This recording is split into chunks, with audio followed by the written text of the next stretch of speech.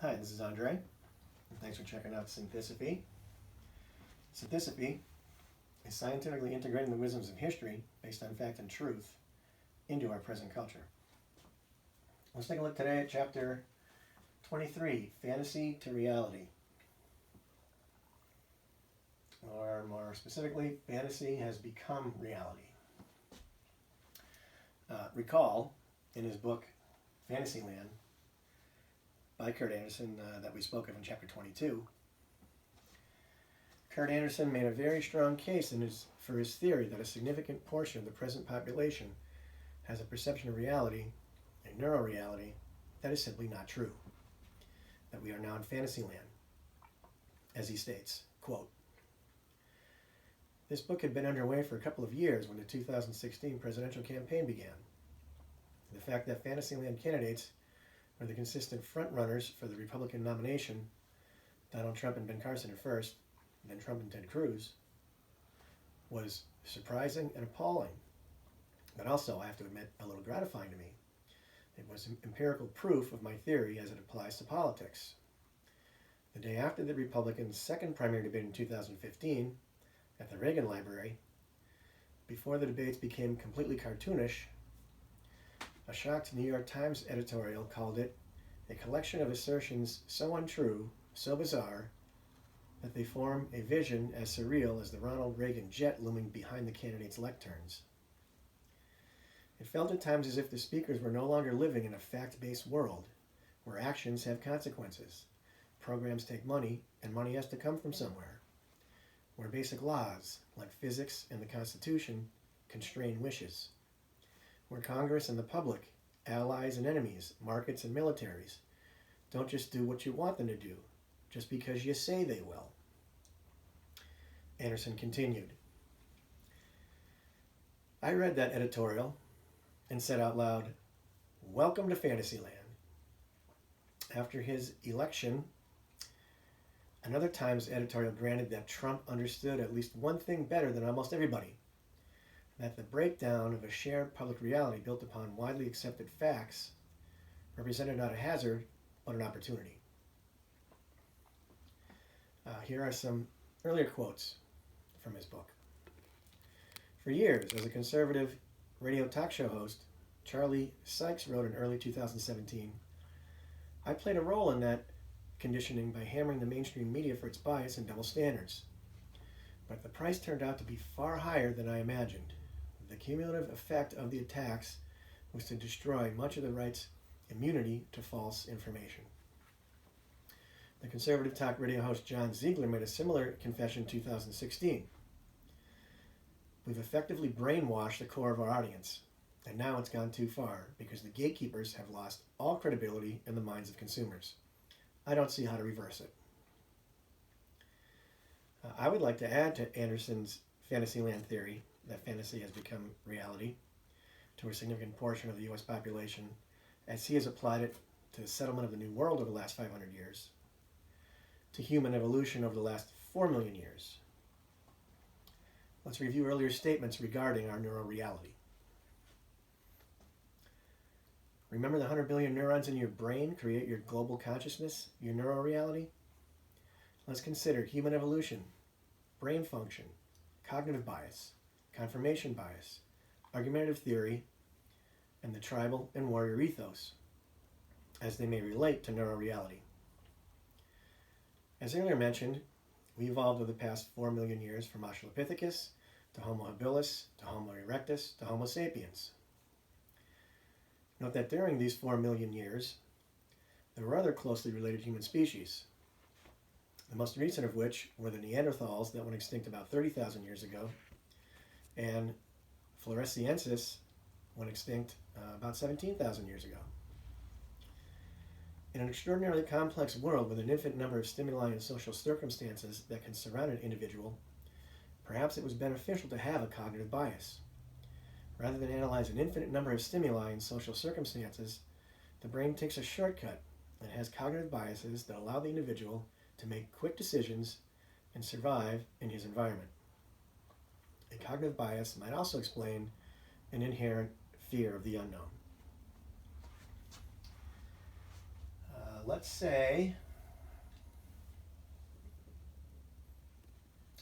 a lone Australopithecus heard some rumblings in the brush.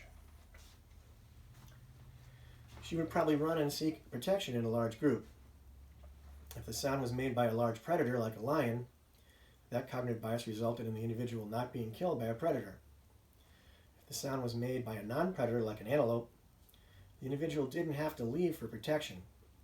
But when in such a situation, if many individuals did not seek protection in a large group, chances are good a number of them would be killed by a predator, which would then lessen the chances of that species surviving. So evolution, for the species, genetically selected this cognitive bias shortcut, the fight, or in this case, flight response. Recall our discussion about the fear of the unknown? Fear of the unknown may be the result of cognitive bias.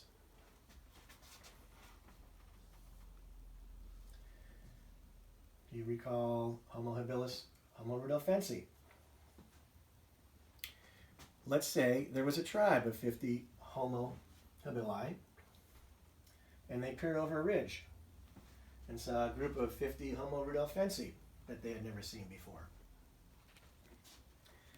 Should all 50 Homo habili meander over the ridge unarmed and introduce themselves? Should they just ignore the Homo rudolfensi and go on their way? Would they scout the group and then decide to surprise attack? Should they send a group of should they send a group of armed individuals to introduce themselves and their tribe? The best answer to this question is not known, but survival of the Homo habili walking up unarmed or ignoring the other group altogether could result in their annihilation. So a fear of the unknown could be a tribal instinct that is itself a cognitive bias that has been genetically selected and help the survival of our species and the extinction of others. And in this scenario, Homo habilis may have started projecting their cognitive biases forward and making a decision as to what to do upon encountering that unknown Homo rudolfensi tribe. Did they scout the village from afar and seek evidence of their cognitive bias, their fear of the unknown? This could then be a confirmation bias, which could very well influence their decision as to what to do as a surprise attack and impact the survival of our species and the extinction of others. You see, once the developing human brain had these cognitive biases as a means of survival, the next step, as mentioned above, would be to apply this bias in a forward manner in social context. Once you have cognitive biases in place in new situations, you look for confirmations of those biases.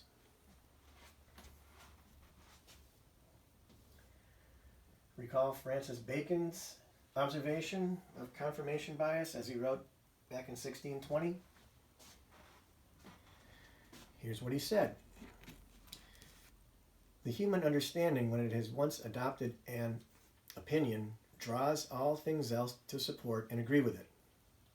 And though there may be a greater number and weight of instances to be found on the other side, these it either neglects or despises, or else by some distinction sets aside and rejects, in order that by this great predetermination, the authority of its former conclusions may remain inviolate.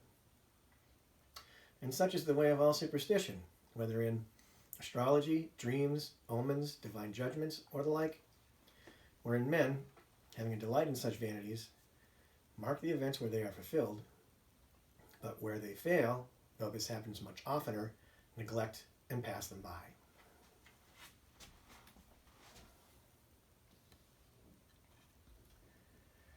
Let's review argumentative theory.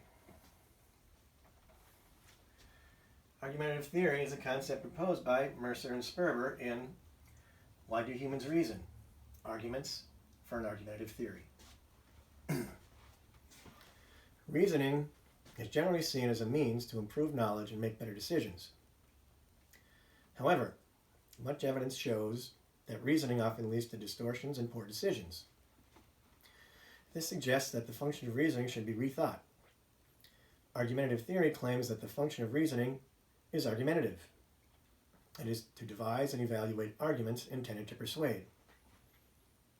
Reasoning is adaptive, given the exceptional dependence on humans on communication, and their vulnerability to misinformation. Skilled arguers are not after the truth, but after arguments supporting their views. And this explains the notorious confirmation bias. This bias is apparent not only when people are actually arguing, but also when they are reasoning proactively from the perspective of having to defend their opinions. Reasoning so motivated can distort evaluations and attitudes and allow erroneous beliefs to persist. Proactively used reasoning also favors decisions that are easy to justify, but not necessarily better. In all these instances, traditionally described as failures or flaws, reasoning does exactly what can be expected of an argumentative device. Look for arguments that support a given conclusion. End quote. So the argumentative theory, as stated above, explains the genetically selected human confirmation bias. So a more expanded explanation of human brain development may be that this genetically selected and neurologically wired cognitive bias resulted in the development of confirmation biases that explain the thought process described in argumentative theory.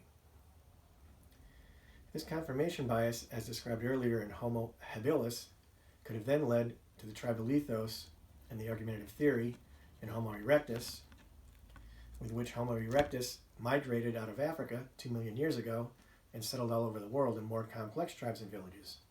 Meanwhile, Homo sapiens in Africa may have genetically evolved from Homo erectus, still in Africa, and developed the warrior ethos, as described in chapter 13, that led them out of Africa 70,000 years ago to dominate the world.